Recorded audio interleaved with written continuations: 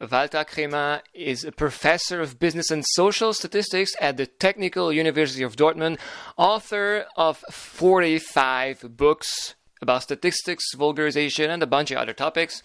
He is president of the German Language Society, father of two, and an exceedingly kind human being.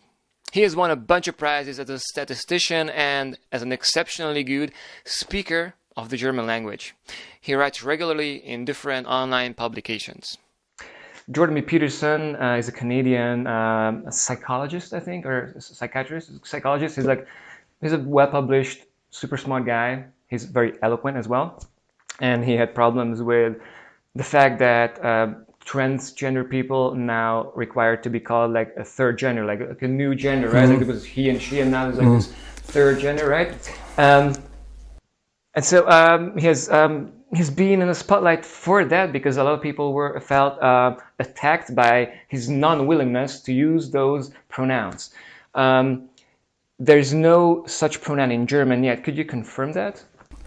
Well, in fact, there are efforts to introduce a pronoun for diverse people. In fact, just this morning I read an article in Die Welt. How many of them are there officially in Germany? 400 out of 80 million. So I think, is it really worthwhile making such a fuss?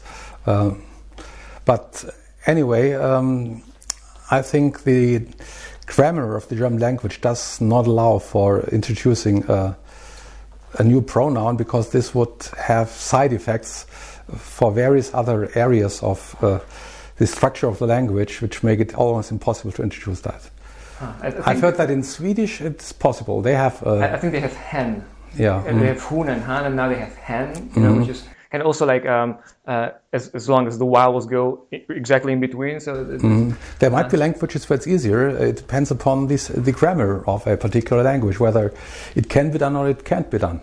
Well, I think those people are creative, and they have done stuff already, and they introduced in German. And you should tell more about this, the little Sternchen and that. Could you tell 2 or 3 words about that? In fact, another coincidence. 10 minutes before you came here, I had a filter installed on my computer, which rejects all messages coming with a gender star. Is it like an add-on to your browser, or? Yes, you can, once you're back home, send me a message with a gender star in it, and you'll just try it right away. Okay, anti-gender filter. I'm gonna... No, I don't try it. We have lots of time. Just try it. Wait. With your... To Google it, or? Yeah, no, with your laptop. Send me a message to Walter K. at Statistics. I'm going to send it to you because there's like many things maybe. So I'm going to send you maybe a list of different things. I'm going to send it to you at the end. Okay, fine. I'm just taking notes right now. I also like about the statistic literature chart. This, in fact, is at the moment. Oh yeah, you asked me whether I've got a hobby at the very beginning. I do have one, in fact. This is the German language. I'm the founder of the Society for the German Language, and well, this keeps me busy. It used to keep me busy one evening per week, and recently this has taken up a lot of steam in our effort to keep the Duden from eliminating what we call generisches Maskulinum, which means that der Bäcker means all people who make bread, whether they are diverse, female or male, and that's at the moment one thing where I'm a bit involved. And you can look at Google, you'll find some quotes to that. Find some, yeah. So you obviously think it's going to the wrong direction, and there should be no such thing as introducing, taking away the masculinum generis. Oh no, the point is you must make a big distinction in addressing people. If I address people, giving a speech, I always address women as women. So, liebe Bäckerinnen, liebe Schneiderinnen. But when I talk abstractly about a profession, like the profession of baking bread, or making bread, this is called der Bäcker. Exactly. And that's the difference. Addressing people, talking to people, you have to take account of the sex they have. And that's that's just a rule that's in the German language. That's always been the rule for the past ever. Now people are trying to change that. How do you fight against that? We have a lot of people who help us, a lot of well-known public figures. If you check on our website the list of prominent members of our Verein, you'll find, for instance, the grandson of the last Emperor of Austria, Otto von Habsburg. I know the guy. He speaks Hungarian. He's a cool dude. And lots of other prominent people. Just yesterday, I got a letter from the, I think, best-known philosopher of all of Germany, Peter Sloterdijk. I must talk to him. He became a member, yes, yesterday, of our society. Peter, what's his name? Peter Sloterdijk. It's a Dutch name because his father is Dutch. I think he's considered to be the best-known German philosopher next to Jürgen Habermas at the moment. I tried to watch some stuff from Habermas, but I could not really understand it. Did he used to speak better? In fact, I made, in one of my books, I think it's, I don't know which one it is, I quote the, I think, still most influential and eminently readable philosopher, it's Karl Popper, which I really like a lot. I love him. It's the greatest ever. And he once translated Habermas into German. Right. And it's,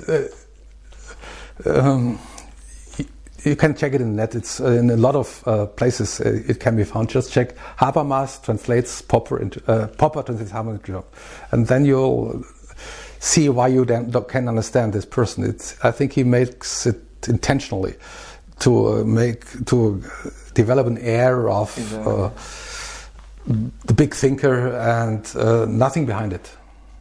But he still has, decent thoughts. He's still like he's good on thinking. Well, nobody can tell because nobody understands what he says. Maybe I should try that stuff as well. Cryopreservation. Cryopreservation means that people could be frozen so that they can be awakened 100 years from now, and maybe there's like a cure for cancer and the cure for all the stuff that they died of. Have you looked into this? Do you have any opinion on if it's a sensible thing? I once got acquainted with that in a film by Louis de Funès, where one of his ancestors was frozen in the Antarctic and then woke up, and 200 years after he died by freezing. But this was a joke, and I think this will never be a large success. Many people, of course, will try because they are afraid of dying, and this is one thing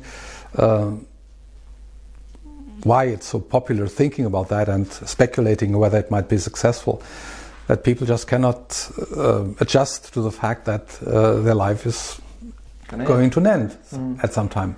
I asked this question in part because I watched a lecture of you where you were talking about how the more medicine we have, the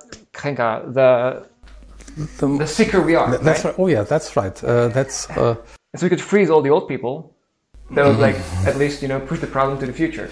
That's one aspect of that, but this is a very serious problem. Modern medicine is very beneficial to all of us. I think I myself would long have been dead if there wouldn't have pharma industry. But as a side effect, we have in Germany now 15 million people who suffer from diabetes. When under Kaiser Bill's time, there was about 10,000 because they died. Once diabetes developed, they only lived about a couple of months longer and then they were dead. Now they continue living because of insulin. And the same thing with lots of other diseases where people are kept alive, although still ill, but for most people, at least I'm one of them, continue living even if ill is preferable to death. True. So, but you don't argue for killing those people, obviously. Is there like a solution here? Like really, I'm trying to like come up with like actual solutions, and I think cryopreservation could be a solution, as well as euthanasia, or euthanasia combined with some kind of cryopreservation. No, not at all in Germany, of course, for very understandable reasons. But I think it's not a serious option. What might be a serious option is making it easier for people who really have enough of it to commit suicide. This is still almost impossible, and there are lots of people who might be happy if they were allowed to do so. I think it's stigmatized in our society to commit suicide or to like walk away from life, even if you're not feeling comfortable, even if you're feeling like you're a burden to the rest of your family. I think it's a non-starter to even talk about this. Yeah, that's one of the side effects of our Christian heritage, where this has been a no-go since Christianity evolved 2,000 years ago. What are your hobbies? What do you do in your free time? Free time? Yeah, if you have such thing as a free time. Since I'm now half retired, there is some free time left over, which hadn't been the case for a couple of dozen of years. Now I start doing long walks to the countryside. I live with my wife close to a major lake in northern Germany, and we walk around that lake a lot. We care for our grandchildren. One of them will visit us over the weekend, so I will build a small toy train with my grandson. Grandfather stuff. So that will keep me busy for the weekend. Mm-hmm. All right. You said you're still working. You work half time. It's not everybody would choose that. Like most people just go and choose retirement. Did you think a lot about that, or did you hesitate a lot? How long are you planning to still work? No, I'm really very happy that I have the opportunity to stay here at the university, which I think the best place to work in the whole world. Being a university professor is the best thing I can dream of, and I'm so happy that I got a position like that. And now since I'm retired, I don't have to teach anymore, but I'm still in charge of a major research project, and I have to supervise the researchers working in that project. Okay, so that's why I'm still here. You don't teach anymore, do you? No. Did you enjoy teaching or more the research stuff? Both, in fact. In fact, teaching is a challenge. Teaching statistics to people who hate statistics is a real tough thing to do. And if you got the feeling people like what you told them, that makes you happy. And if they learn stuff, it's making the world a better place, arguably. We really talked about a bit before. How do you write? What's your writing procedure? Do you still write on paper, or do you rather take notes on computer now? No, nowadays I take the Diktiergerät, dictaphone. It's a dictaphone. One of those things over there. So I talk to the computer, and then I do some editing afterwards. That's how I'm writing nowadays. And then you transcribe it? Yes. Right. No, I let the computer do the work. So you have a transcriber program? Yes, it's this one here. Maybe you've Dragon Home.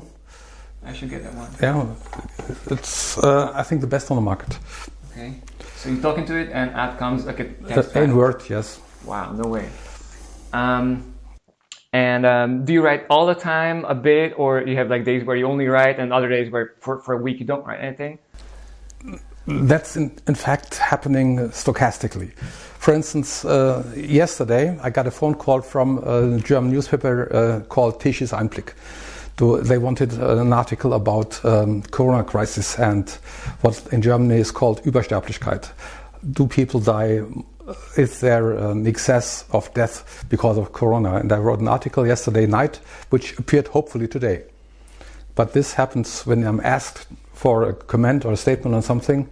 I've more or less given up writing books on my own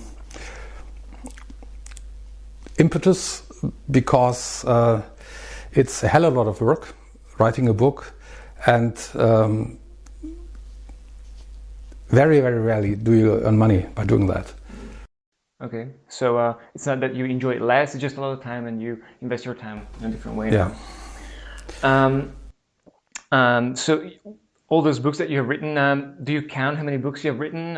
It's about 45. 45 books, that's one for every year of your active career? More or less. There were some years where I wrote 4 or 5. Okay. And the question is, do you write the books because they're going to be books, or do you just write random thoughts and they come together to form a book? A mixture. The books, the ones, very few of them in fact, who really sold well, they were collections of random thoughts. Like the book on how to lie with statistics, it was a collection of things which occurred to me when reading a newspaper or watching TV. Also my Lexikon der populären Irrtümer, what's that in English?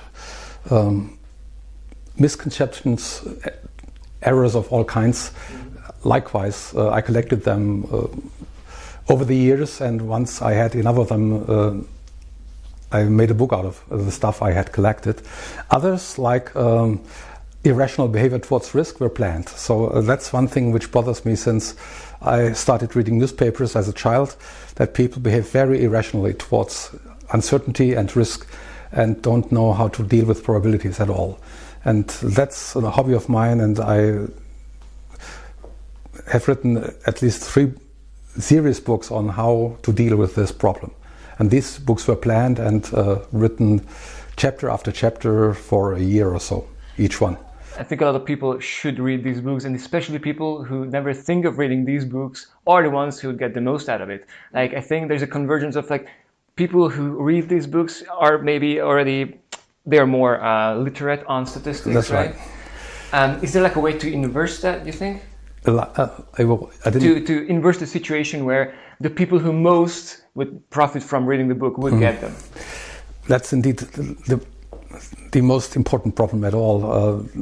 How to get people involved or interested in rational behavior towards numbers and probabilities who have no interest whatsoever in this material. And there's in fact a major initiative which started yesterday, in fact. You can look it up on the internet. It's called Statistic Literature Charter, Statistic Literature Charter, which is sponsored by the German government, where I'm also a bit involved as a sponsor, and one of my PhD students is the major driver in this project. And that's maybe one way of getting this into the school curriculum and getting rational behavior towards probabilities being made a subject in elementary school already. In elementary school, so this is for any person, or is it targeted at like a school system, or? No, this initiative is meant to change the curriculum in elementary and high schools in Germany to bring more statistics, dealing with numbers, statistic literacy. Okay. Not what statisticians would call statistics, but rather a basic elementary training in dealing with numbers. Good stuff. I think you're doing one of the most productive things you could do with that, because I think a lot of people need that. And the best opportunity, I would argue, as a high school teacher, is when they're young. They're still manipulable. Your university students, no way. It's a very small margin you can play with. Yeah, that's right. But it's small people, 10 to 15 years. Maybe you should have a look at that charter. Okay, let's get into some serious stuff and matters that highly disturb me. Climate change. I do see that there's a climate change hysteria. I do think that there's way more fuss about this by orders of magnitude than what it deserves.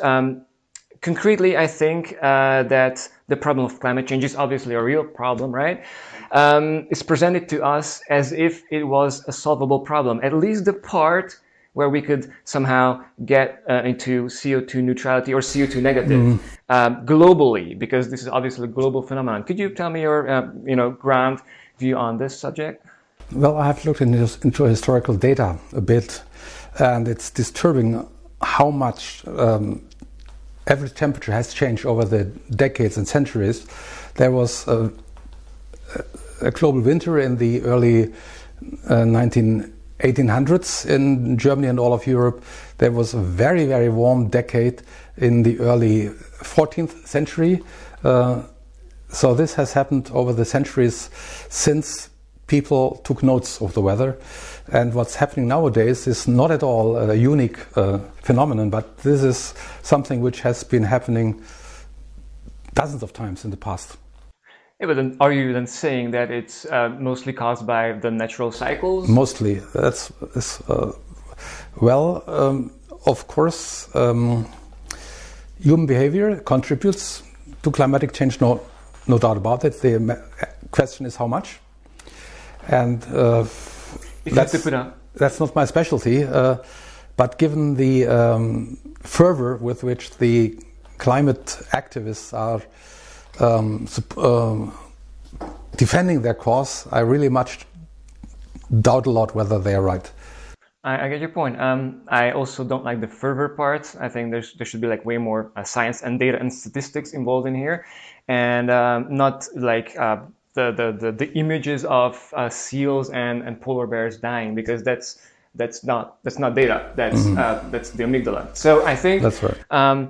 I think I disagree with you there, that I would attribute most of the current hike in temperature to human activity. And I've asked your number about this. I think I would attribute to like 90+% of our current temperature hike. Maybe there's some natural stuff, but the speed and the amplitude of it, I think, to me, I looked at the data and my interpretation is it's mostly human-made.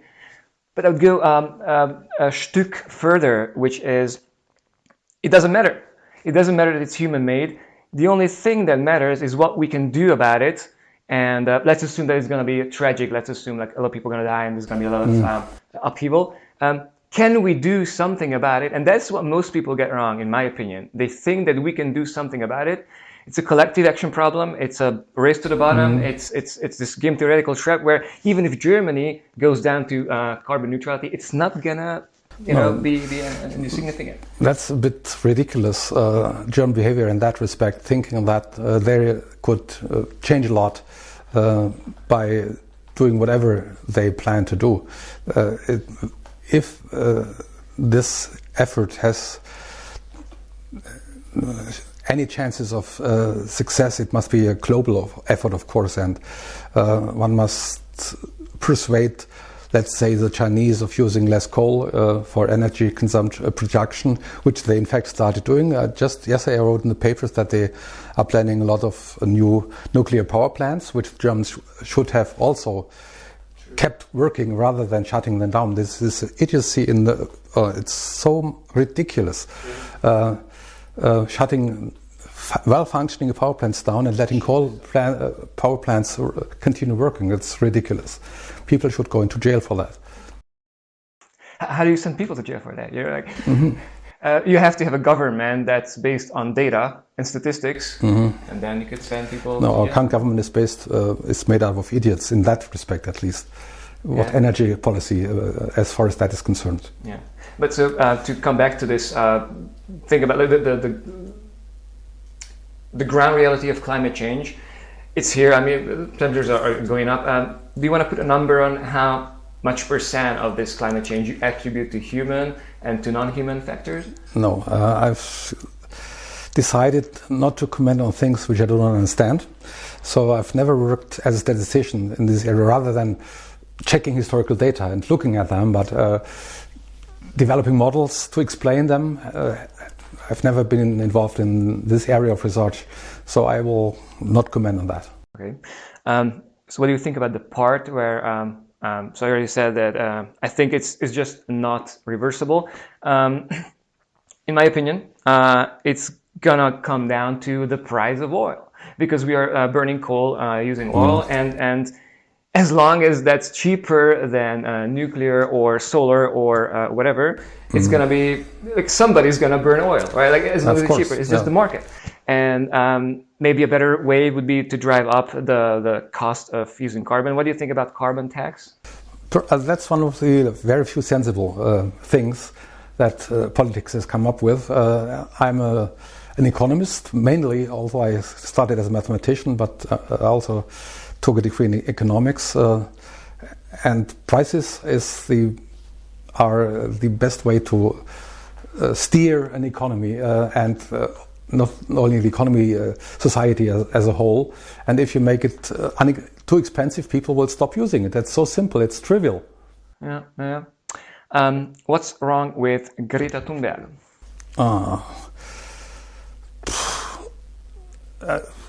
Somehow, well, she has often been compared to Jeanne d'Arc in France, which were both young ladies. I think it sometimes happens with girls the age of 15 to 16 that some screw in their head turns wrong and they behave strange.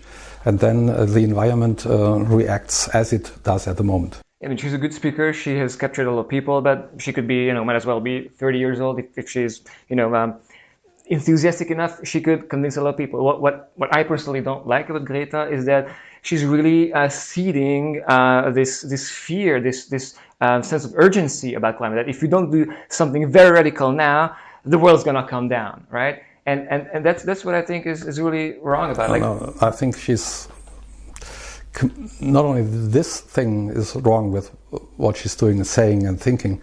I remember her speech in front of the United Nations where she schimpfen the delegates, how dare you to do this and that.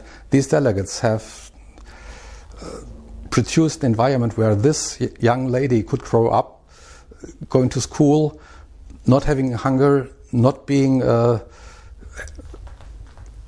afraid of being killed by anybody at random as people would have had 100 or 200 years ago. This is in German, it's called Wohlstands welfare kit. No, those kids following her on those Fridays for Future demonstrations, they just do not know how well they have been protected in their life so far, and they should be thankful to the people whom they are cursing that they are what they are. Do you mean like first world problems? I think climate has become like a first world problem. Mm-hmm. Like it's to me, it's a problem that's a non-problem, first of all, because we have way easier problems to solve, and I'm a big fan of Pareto problem solving. And I think there's so many low-hanging fruits. So you also took a degree in economics, because that's a very, very important principle. People should use that for life. Like yes, this is like life philosophy. Yeah, if you don't know what the Pareto improvement is. Yeah. Well, if you have understood that, you will be a different person. Exactly. But most people have never heard about that.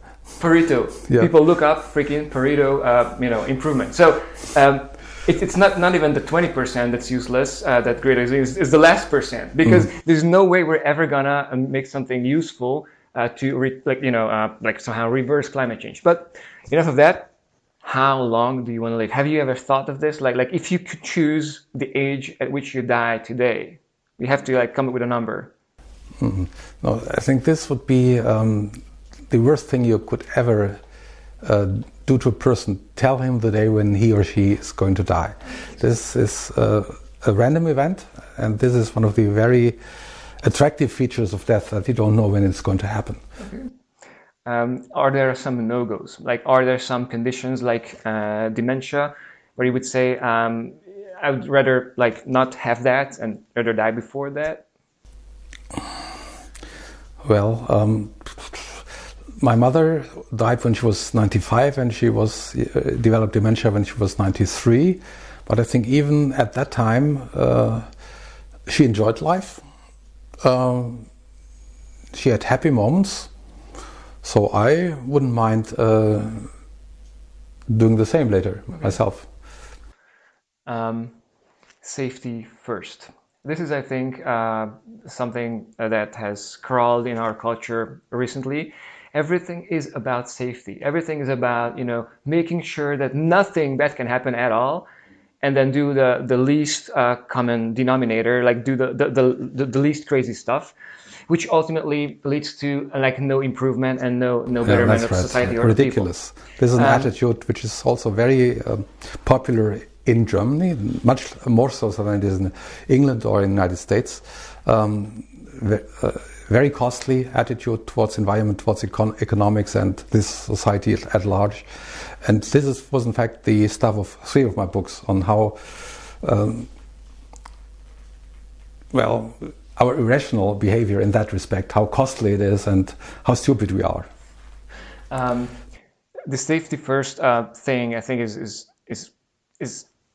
going up as a function of time. I think it has not always been like this. What is going up as a function of time? The safety, like the amount of safety we need to, course. The amount of safety in our culture in general. Yeah, well, of course, probability of dying in a traffic accident is going down, and probability of dying of cancer is going down. Age adjusted, of course. Overall, it's increasing because we get older. I put safety as a concept against this other concept that I think we had, and we could also we could have it again if we really tried hard, or if something forced us, which is something that I would call courage and that's right. and honor and idealism. Courage and honor, I think, are very underrated in this current, very much so. In fact, today there is so many coincidences because a very good friend of mine, she, in fact, earned lots of prizes by her novels she wrote. Monica Maron. Her last book is exactly about that. Why we don't have heroes anymore. Do you think heroes are over? Is there going to be like a comeback for heroes? Does there have to be like some kind of like major meltdown for that to happen? Well, in general, if there is a big need for heroes, that's a sign that something is not working as it should. So the best of times are those where you don't need heroes. But if there is need for one, you should maximize the chances that there are one step forward. Yeah, and I think our current society and culture does not maximize their power or their words, which is in a way good because we don't want to do crazy stuff, right? But I also think that we need heroes. Do you think that violence is ever justified? If a hero comes around and he says, "We must do some bad in order to do some good," is violence ever justified? In an emergency, of course. If somebody came and was trying to kidnap my grandson who will visit me over the weekend, I would kill him on the spot. Let's talk about the euro. I think the euro is a very dangerous thing, and it could collapse. It could lead to a lot of bad things. I think it's one of the reasons why Europe cannot function politically. And tell me all about the euro. The euro is the nail in the coffin of the European idea. In fact, that's one of the 45 books. It's called, it's over there, Kalte Enteignung in German, how the euro ruined this great project of a united continent. One should have never introduced it, and it should be abolished as soon as possible. Is it too late? No, it will. Is it too late for the European Union? Like, can we still exit the eurozone and still somehow like keep the political unity together? As you see, the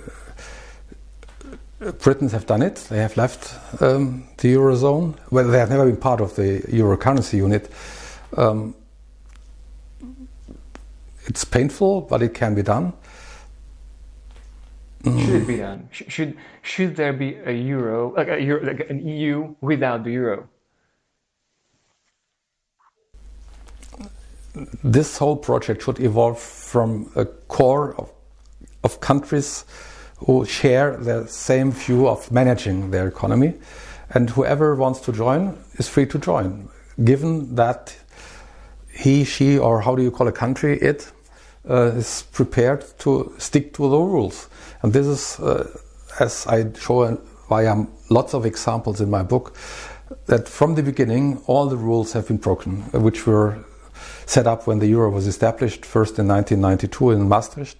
And it wasn't the year after that when, in fact, the Germans were the first one who tried to bend the rules to their favor, and then all the other ones did the same.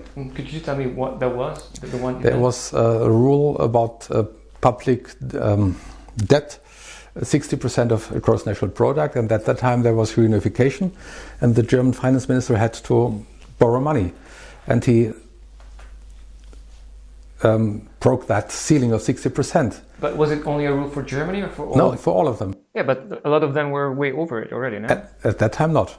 They started in 92? 1992. Huh. Like even France was below 60%? And Italy was certainly not, or was it?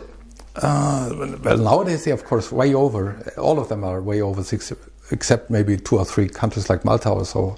But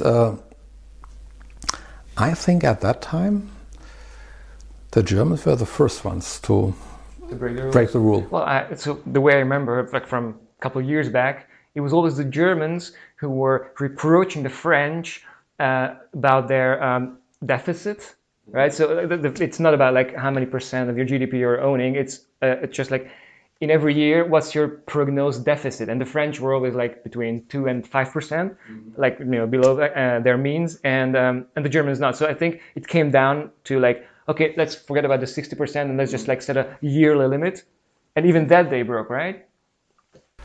Well, this is so long ago. But one thing I really know for sure: the Germans broke the rule. I'm almost certain that they were the first ones to break it. And that soon after, nobody took those rules seriously anymore. It makes sense, right? Like, you just make a rule and then, it sets an example and nobody is going to stick to it. So I want to return to this question because the euro, I think you and me both agree that it has to fall, it has to fail at some point. The question is like, are we going to like exit from it country by country? And it's going to make a major mess, but at least it could like somehow like lead to the European Union at least sticking together? Or does it have to be like a big implosion, like some kind of hyperinflation kind of thing? Well, the consensus among economists is that it would be manageable if some countries left individually. First of all, of course, Greece, they should have left long ago, and that would have helped them a lot, because the euro is the major obstacle to economic growth in Greece. It makes domestic products much too expensive. They are unable to export what they produce. They should devalue their currency, which they can't because they have the euro, and that's a disaster. Yeah, I think the same goes for many Mediterranean countries, and their hands are tied, and there's no clause in the EU, fund document how to do that. There's no way to like, how do we, exit the eurozone? And okay, so let's assume tomorrow Greece announces, we're leaving the eurozone. What's your timeline? What will happen? Well, a lot of banks and Mr. Krämer, who also owns Greek public bonds, would lose a lot of money because they would then be denominated in the new drachma, which would be worth much less than it used to be for in terms of euro. But the Greeks themselves would enjoy considerable economic growth very soon after. Okay, that's for Greece, and that's for your personal case. Cool. What about the rest of the eurozone? Like, it's gonna set a precedent, and some other countries, maybe preferably something like Portugal and Ireland or whatever, they could start exiting. But right, so isn't this like some kind of avalanche that's gonna ensue? It depends on how it goes down in Greece, right? If in Greece it makes a major mess. This will be the benefits for some parties, like Greek companies and employed workers, the Greeks themselves, they will benefit from that, except the Greek banks. Some of them might go bankrupt, and the state might go bankrupt, right? Well, it's automatically going to go bankrupt, or? Not necessarily, but it could happen, and this is a real, well, not danger, but a risk that should be kept in mind. But continuing as it is done at the moment is even more riskier. Some countries in the Mediterranean will never ever be able to live by their own means because they cannot, on the international market, sell their goods and services. As long as they are in the euro, you mean? Yeah. Mm-hmm. Yeah. But they could live on their own if they were independent of the eurozone, right? Like they did before. Yeah, Portugal, they were quite happy, yeah, without the euro as well. Yeah, but it's like, okay, Greece exits.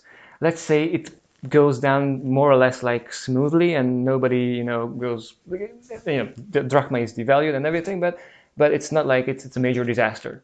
Then other countries could follow, like first maybe the smaller and the less well-performing ones.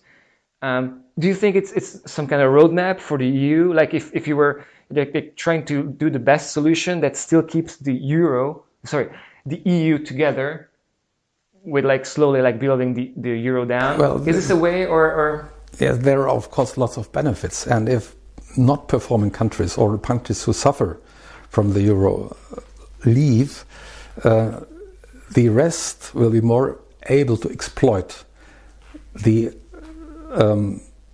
lots of benefits which are also involved, like for instance no currency risk for exporters anymore, the ease of transferring money across countries.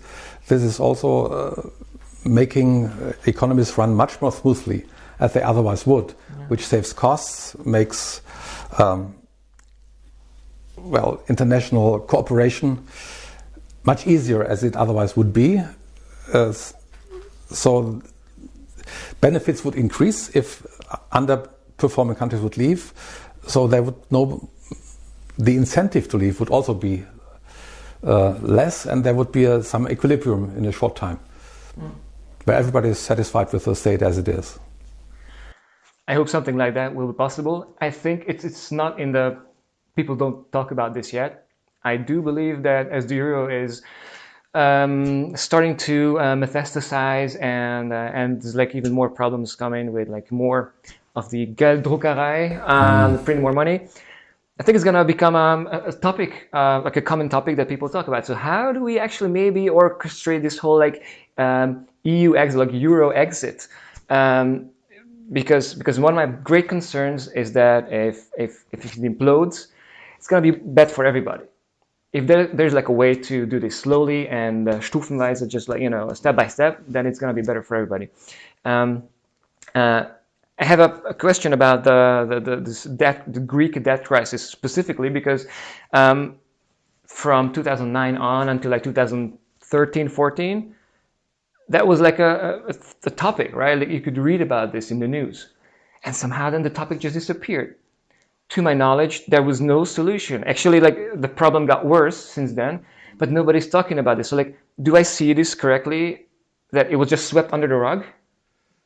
Might have contributed to this phenomenon, but other developments helped. For instance, parallel disasters elsewhere. I think Italy for a year or two was close to bankruptcy, which attracted a lot of media attention at the time. So the media always tend to be concerned with the maximum disaster at the moment, and if there's even a larger one that increased, verschwindet from the Bildschirm. Disappears, yeah. So it was just swept under the rug. Like in your opinion, like do you have any evidence that the situation got better in Greece or in Italy? Let's not even talk about Corona, just like 2019. Well, a couple of years back, I did check the international trade statistics for both Greece and Italy, and at that time it was, as I said, that Greece was even importing the cheese from Turkey because they couldn't sell their feta anymore because it was too expensive. That is 5 or 6 years ago. I haven't looked at the numbers recently, so I can't tell. I should look up some charts and stuff, but so far as I know, there has been no improvement. And back then, I think the reason why there was so much news coverage of this is because this was the impending end of the Eurozone as we know it. And I don't think that the problem has got better. Actually, it got way worse with Corona. Do you want to say 2-3 words about how this Corona crisis is mismanaged economically and all the other ways? Or do you want to skip that because it's... Well, in fact, this has kept me busy. Last year, I wrote a couple of articles, which you can look down at on the Achse des Guten and on the Unstatistik des Monats blog, which is managed by a colleague of mine. Unstatistik des Monats. There we have a couple of articles on Corona. Well, the article which should have appeared today in Tisches Einblick, the key point is that the danger as such from this pandemic is less than governments would like us to believe. The medical danger. Yeah, but it's still dangerous enough because it spreads so easily. In that respect, it's much more dangerous than any of the usual flu epidemics that we had in the recent decades. So it can easily involve the whole population in a short time if we didn't take measures against it. So in that respect, lockdowns and measures like that are semi-justified. One could obtain the same objective with less stress on public life, for instance, by focusing on hotspots, on people who are most exposed to risk, not covering the whole population in a unique manner, which is, I think, not the best way to deal with that.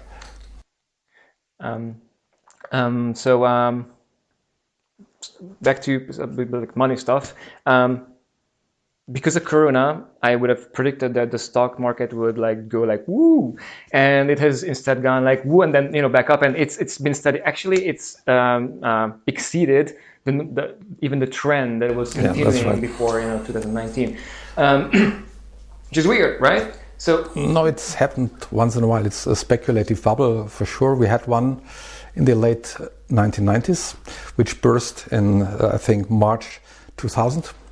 And this happens once in a while that people, knowing that stocks are overvalued, still buy them, hoping that they would still go on increasing in value, which is happening at the moment. I know lots of stupid people borrowing money to invest in stocks at the moment. Crazy. Not very far in the future. We can have a bet on it. I think before Easter this year, the bubble will burst. Okay, just for the sake of it, you could take that bet. I think I would also bet for it bursting before that. But and what about my theory about this is that stock prices are in part increasing. Well, because there's a bunch of money being printed. One thing, and the second thing related to this is that people are kind of fleeing the euro. Like it's not attractive to hold cash, and so people buy stocks because that's apart from gold, is the only sensible thing to buy. What do you think of that? That's right. Well, the other sensible thing, what people think is sensible, buying property, Immobilien, houses, flats, apartments, which also have been increasing in price drastically in a recent month, which is also speculative bubble, which will. Well, I know because my daughter. Who is visiting us with our grandson on a weekend, is trying to buy a house, a Wohnung in Hamburg. Good luck. It's so ridiculously expensive. Wow. I just refuse to lend her money to do that. Good decision. I mean, that would be the wrong bet to take, to give her money.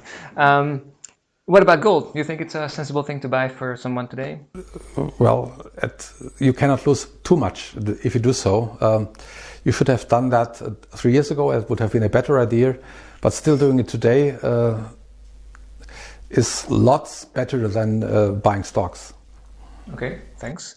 I think I'm a big fan of gold and silver and stuff like that. And I think it's not late. Actually, I've been looking at the charts of the gold price in euro and überraschenderweise, It's been flat. Surprisingly, it's been flat. Yeah.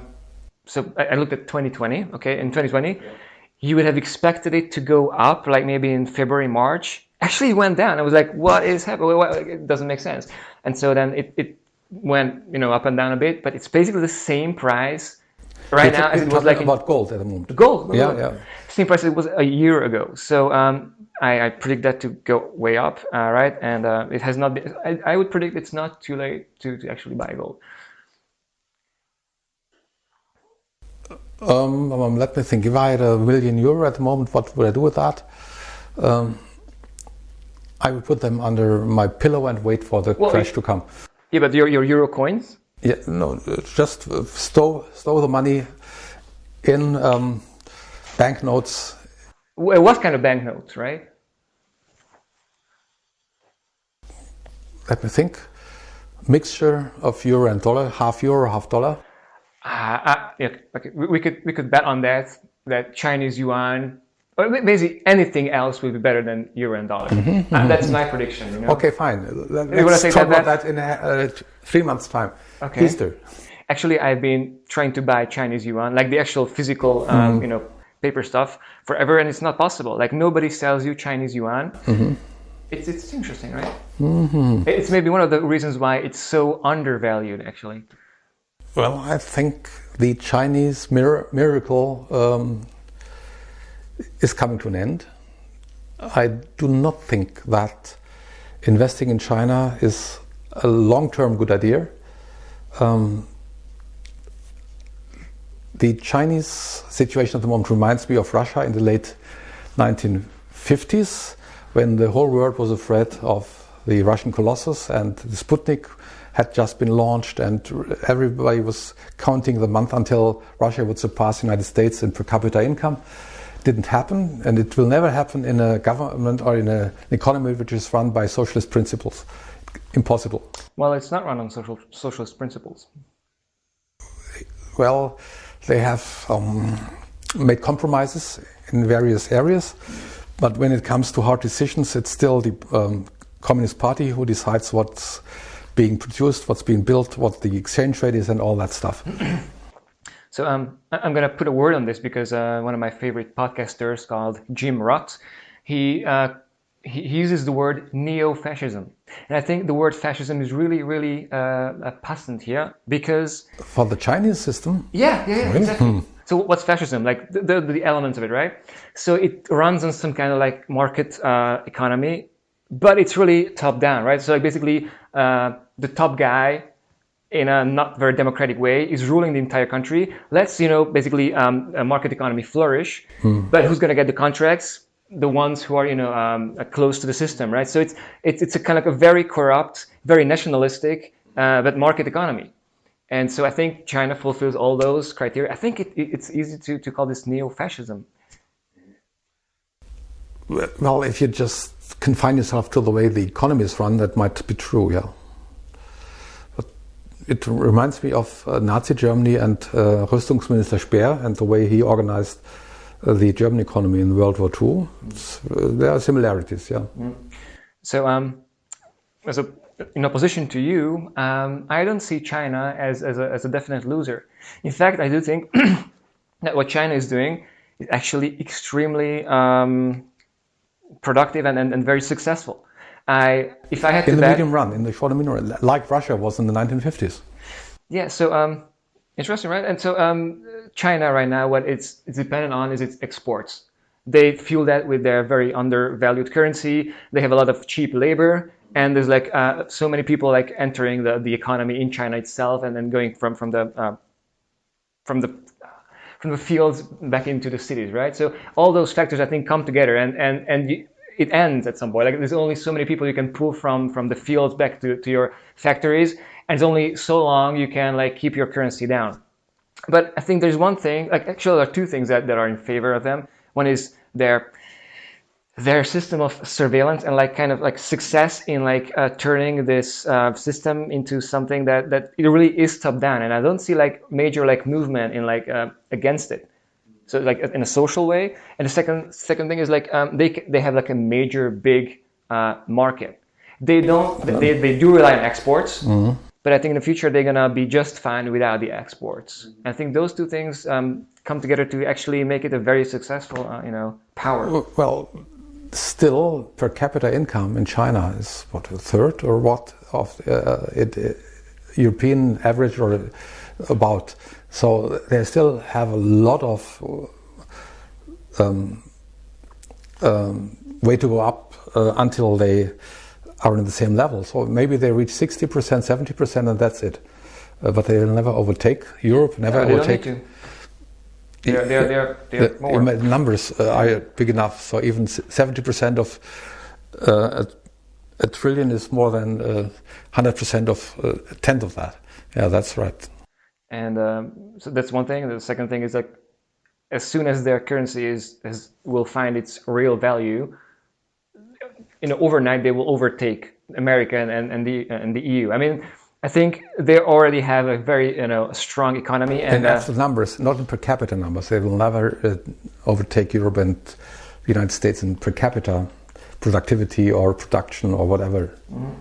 I looked at the PPP adjusted, the purchase power parity power adjusted GDP per capita, no, the entire GDP of China, and it's at par with the US's, give or take 10% or something like that. Really? Yeah, if you adjust for the purchase power, China is at par with the US. I have to check that. Please check it, because I was like, what? It's unbelievable. It's still behind the EU. So to me that means, right, like if there's a real market for exchange between the renminbi and the EU, like euro, whatever, it's actually gonna show up in their being, just like overnight, 50% richer than us. Add that to the European failing democracy and our incompetence in regulating big money. And I think they have way better chances to, be the superpower of the next century.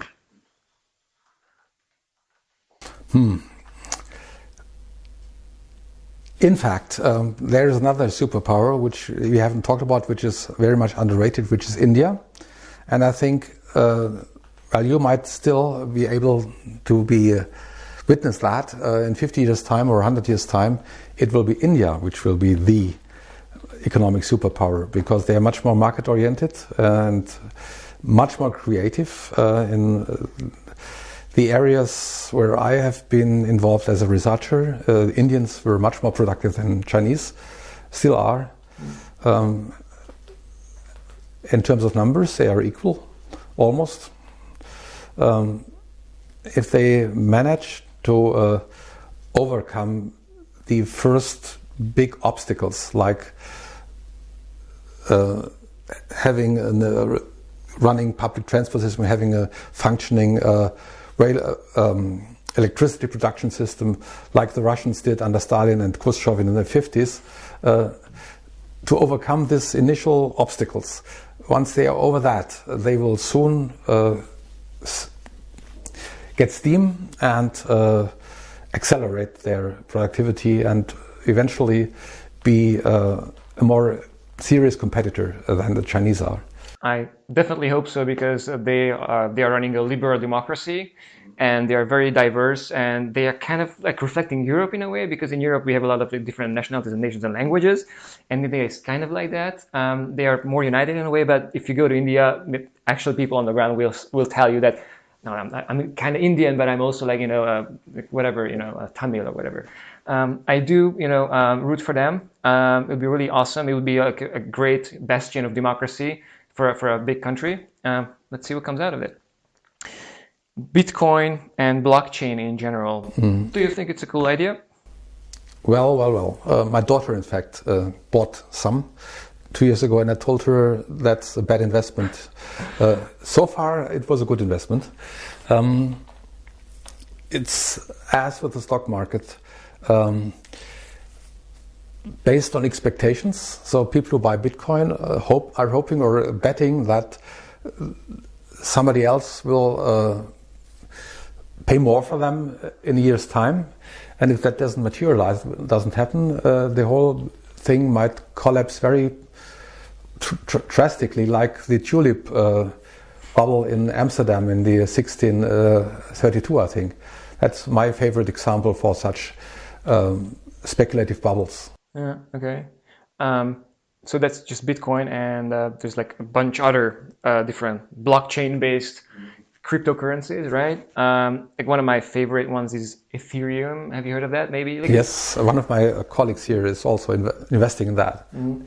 I'm really optimistic about that because it's not only so the thing that I think is cool is that it's not just a currency. So I see Ethereum and its currency, the Ether, as being like a platform to build upon, and crucially, it's a non-centralized, a decentralized, like ownerless system. Right, that doesn't just do money; it also like distributes smart contracts and everything. And I think when I spoke about Game B and how to align people's incentives to actually do the good of the whole, community, I somehow like feel like I cannot put my finger on, I cannot say what exactly, but I think in that direction, like cryptocurrency and blockchain, there's some things to look at.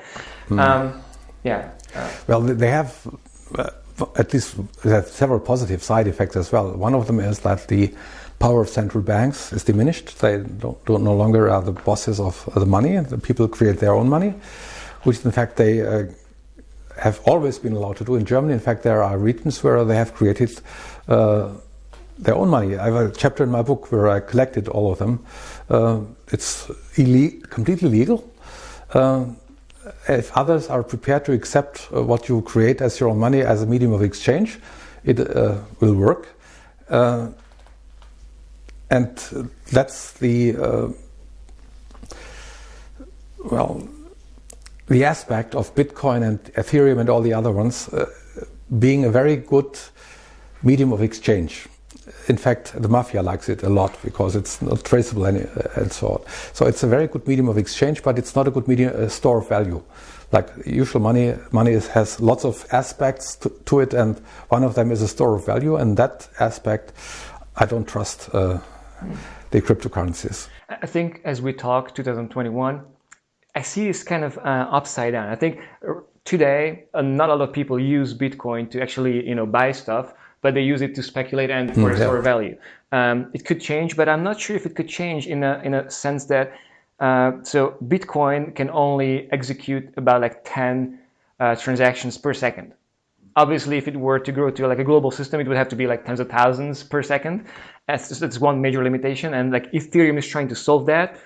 Ethereum is also trying to solve other problems connected to like how many computers need to run and how much electricity they need to use.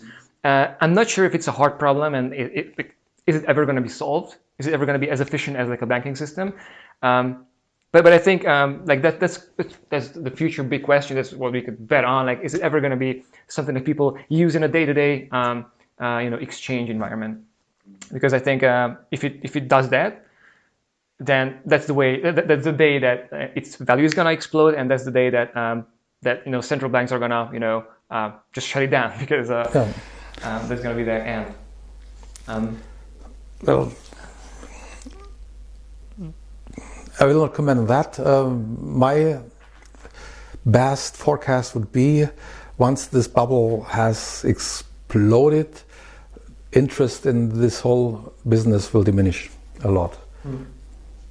Which business? The cryptocurrency? Cryptocurrency, yeah.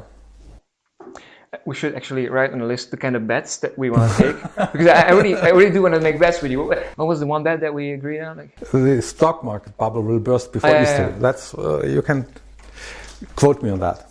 Stock market bubble burst. When do you predict it? Excuse me? For when do you predict it? Until Easter. Yes, okay. This year. Cool. So one last question in English. Let's do that. Learning and some of psychological biases that you have identified.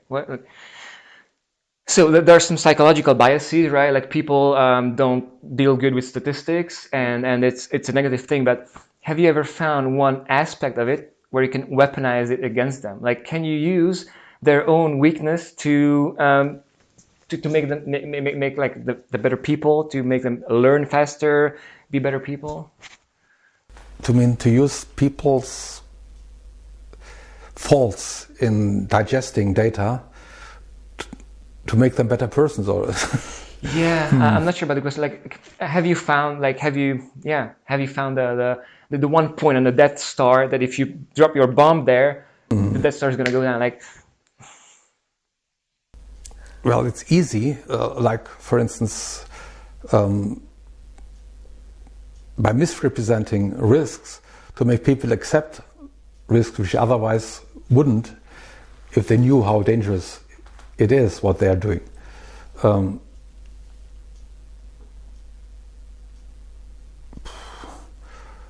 Or take lotto or games where people are persuaded to participate by being made to think that they cannot but gain, and they believe it, which of course is a fake. So that's one aspect which comes to my mind, where people are persuaded to do things by misrepresenting facts to them or probabilities. Yeah. I think I have to think about this question, and like I'm not even sure what I wanted to ask about it. Could we do the memes now? So you can just on the video, I'm gonna make it so that it's visible. Of course it does. It's trivial. Taxes make you work less, of course. Like, what was the ideal amount? Like, is it good in Germany? Should we go more, I don't know, American or whatever? Oh, maybe you know the famous Laffer curve. The famous L-A-F-F-E-R. It's an economist who explained this to Ronald Reagan in the 80s, what's the best tax rate. There are two tax rates where the government, the finance minister doesn't earn anything, 0% and 100%. 0%, 100% people don't work because everything they earn is taxed away. So sometimes we're in between, 0 is the optimum tax rate. Yeah. Okay, so that's very vague, right? Yeah. Well, no, it might be, according to Laffer, it was about 30%. So every percentage point up north of that will induce people to work less and earnings of the government to decrease. I like that. You can feel free to pass the next one. You don't have to say anything about it. It's a nice joke about diagrams. I think I chose this because I feel a lot of people, they love to stand in front of other people and like show them stuff that looks, smart and and then you understand, I understand, right? Like I'm using charts, but it's. I like that. Nicht unterstützter Dateityp. Next one. Next one. People in richer countries tend to be happier. Well, it's a standard piece of investigation in welfare economics. The marginal increase in satisfaction tends to decrease. Mm-hmm. Once you get richer, the extra amount of satisfaction decreases, and there is a lot of debate going on whether it tends to be zero to upwards from some certain amount, yeah. But there's a positive trend up to like 100,000. That's right, yeah, for sure. Mm-hmm. That's an established empirical fact. People are just asked how happy they are, and that's what comes out of all of those surveys. I think it's a very underrated graph, and I think money is kind of demonized. It has always been demonized, but I think as the world goes, on, I think it's more demonized than it ever was.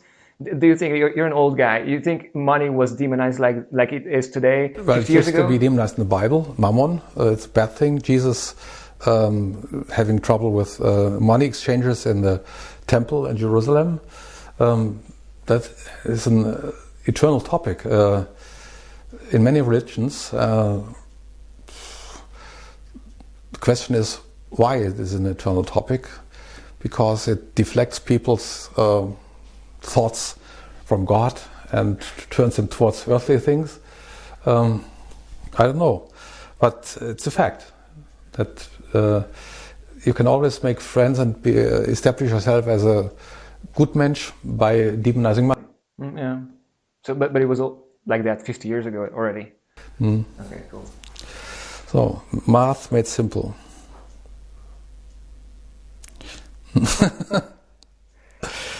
Yes. Is this something that you would sign? Like, is this the way it works? No, of course, that's the usual stereotype. How a couple manages its income, and I know some couples where this is true, and some where it isn't. So it's not representative of your marriage? In my marriage, it depends upon which things are to be bought. There are some things like furniture where I'm not even asked. Even our car was bought by my wife. So it does apply to some extent. Mm-hmm.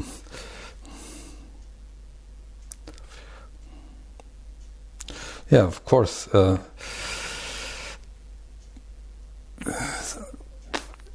It's very simple. Once there is demand for labor, wages will increase with or without a minimum wage. So a minimum wage in a situation like that doesn't hurt because wages would have been gone up anyway. If wages would not have gone up anyway, and you impose a minimum wage, it will hurt. That's so trivial. There's always it's true in some sense, and you have to check out where the supply and demand crosses, and you have to set your minimum wage exactly there. But if you set your minimum wage there, then it will have no effect because it would have been. It would have been. But any point above that? Well, there are situations where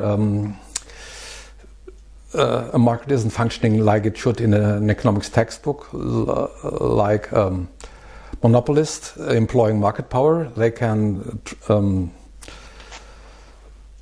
offer sub-equilibrium wages.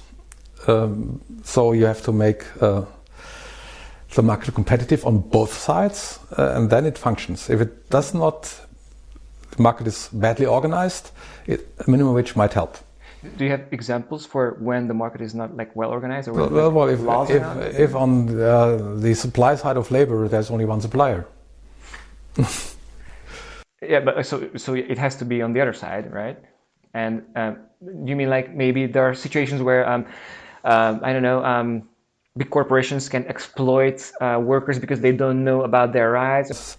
Trade unions make a lot of sense as a countervailing power, as one of the famous economists, John Kenneth Galbraith, has put it in one of his many books. So some laborers don't have labor unions. Excuse me? Some it works for some, but I don't know, for a delivery guy who brings my pizza, I don't think there is a labor union for him. That's right. The more unique and special your skills are, the less the labor union will help you. But this is a net benefit still to you because skills which are rare are well paid in any market. Which begs the question, what about people who have no skills and they just want to work, right? That's right. And I think that's where minimum wage could work. Mm-hmm. Hey girl, you must be... P, that's a pi, the number pi. That's an N. N was... N... No, sorry, it must be a P. Sorry, it must be a P. Yeah, that's the rejection probability in the tests of significance. Yeah. Exactly. That's a joke not many people will understand, yeah. but it's still a joke. What do you think in general about published science, especially in the humanities, some of the psychological sciences? This 0.05 N, does it make sense? Or no, it doesn't make sense at all. In fact, it's also a subject of a book of mine. It's nonsense being produced by this pi value hysteria, which is still taking place in many scientific journals. In fact, I know some which have now forbidden this pi value being published in tables, because the message it carries is a very trivial one. In plain language, it means if there was no effect. So if there were no effect at all, what we observe would be very improbable. So if you're testing whether women are more intelligent than men, if this is not true, if both are equally intelligent, and you have 10 women and 10 men, and make a test, and all 10 women are better than the best man, that is somehow strange. Is it still attributable to chance? So you think, can it happen by chance? Which is why I think it's very important to publish this p-value together with your what's it called, the confidence interval. Yeah, that's right. And so this only tells you how probable this event would be if chance were the only actor in the game. But so what? Yeah, and you have to consider effect size and all that stuff. No, but this is for the general public. It just takes away attention from the really important things. Nationalität, Staatsangehörigkeit. Let me think. German is an Indo-Germanic language which has lots of nouns in common or a same origin, like Nationalität in many languages, but in German, Nationalität. We also can say Nationalität, but it's not used very often. Yeah. How do you find, as a German person, do you find that the word Staatsangehörigkeit sounds like, you find it pretty normal, right? It's just a word. Like many of the longer words invented by bureaucrats, which are made fun of, usually. But this is not the longest one. There are ones, as you might know, 3-4 times as long. Do you have maybe one or two? Well, the Donaudampfschifffahrtskapitänswitwe or something like that. We have one in Hungarian. You want to hear it? Megszentségteleníthetetlenségeskedésetekért. How about that? Quite a mouthful, right? What is that in German? What is that in German? Well, I don't think there's any way to translate that. Like, what's the longest word in German? Does it actually mean something, or is it just like some kind of bureaucratic bullshit? Touching as long as, because when you think you've got one, you can still add something to it and make it still longer. Like there's no largest number. If you've found one, you can still add one and have a larger one. Yeah. But in Hungarian, it kind of works the same. But there are some other rules which make this particular word the longest. I don't think, like, depending on how you define the rules of grammar, you can like make as long as you want. But okay, you mean to tell me there's no free lunch? Nice. That's a nice picture. Good message. This boy knows what he wants. But still, it reminds me of one of the economists I admire most, Milton Friedman. One of the titles, in many of his columns, he had the title, "There is no such thing as a free lunch." And so this boy knows better. Resurrecting extinct species. There's the Neanderthal, the T-Rex, and the mammoth that comes to mind. You think it's a good idea? You think we should do that? You mean whether it's possible, or it might be possible? Assume it's possible. You mean whether I think it's possible, or whether I wish it is possible? Well, we could talk about both. Well, with the growth of genetic engineering, it might be possible to reproduce a species from genetic material which has been preserved. That's my belief too. Yeah. And if not today, maybe in 10, 20 years. So we are 20 years down the line. It is possible. It costs $100. Do we do that or not? Should we do that? Do we actually owe it to them to revive them because we killed them? Well, most species were extinct long before Homo sapiens entered the Earth. So that would not solve the problem. Take the dinosaurs. Would it be nice to have them back? Most species which are now extinct became extinct for good reason, because they were not genetically adapted to the environment. True. But okay, so what about Neanderthal? You could argue. I mean, we are, to 3 to 5% Neanderthal, which is crazy.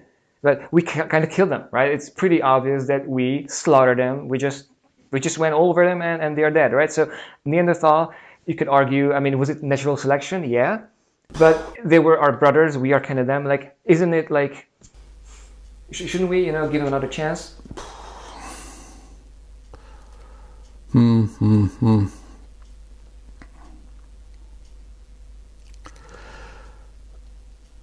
Well, now my utilitarian economist type of thinking is working in my head, because the surviving species, according to Darwin, did survive because it had advantages, and the others had disadvantages. Why should we conserve disadvantages?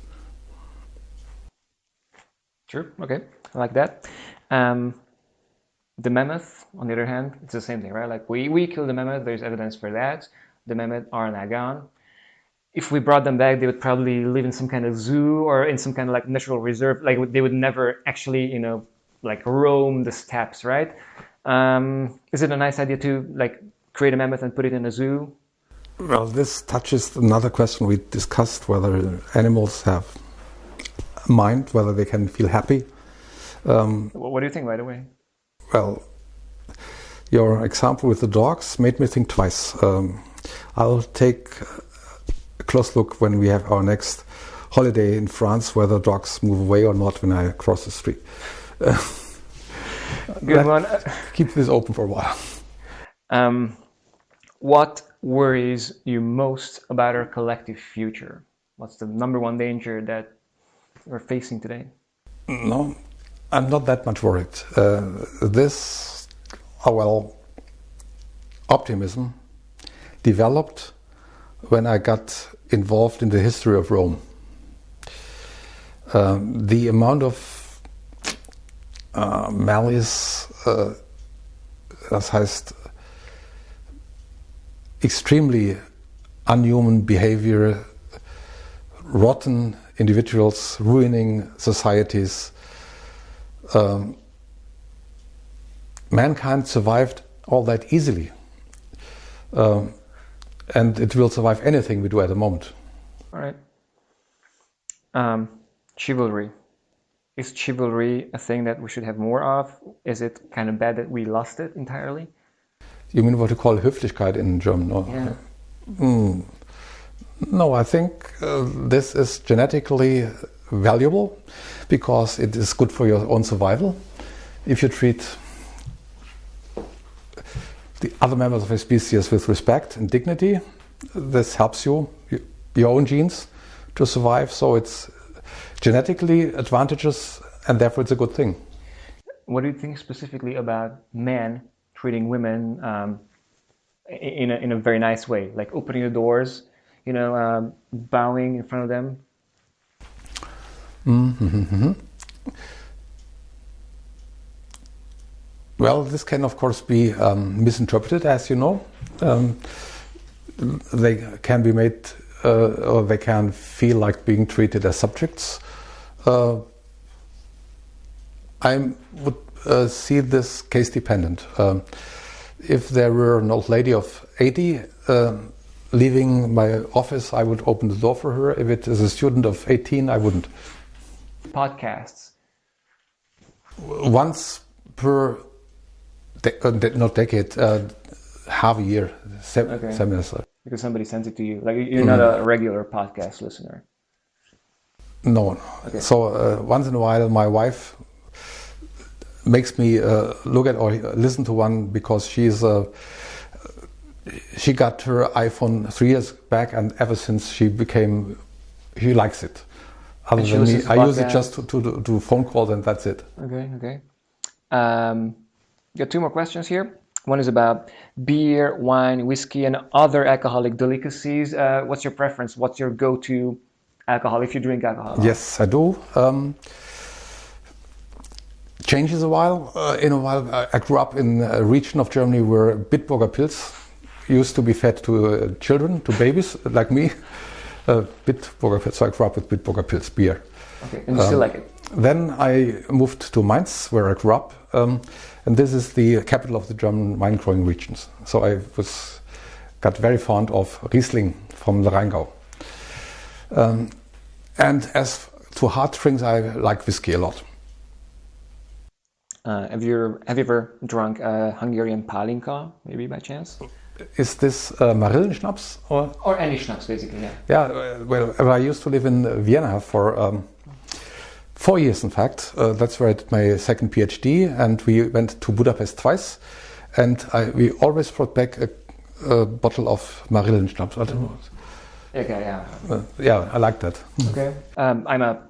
I'm a schnapps brewer, and me and my father, we do that. And I think it's a very, very noble thing. And I really like to drink, the sweat of my own labor, Mm-hmm.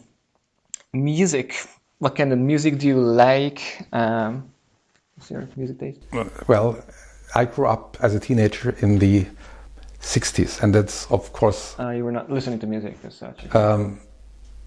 You could not but listen to the Beatles, the Rolling Stones, and all those 60s type of pop music. I still do today, so whenever my wife and me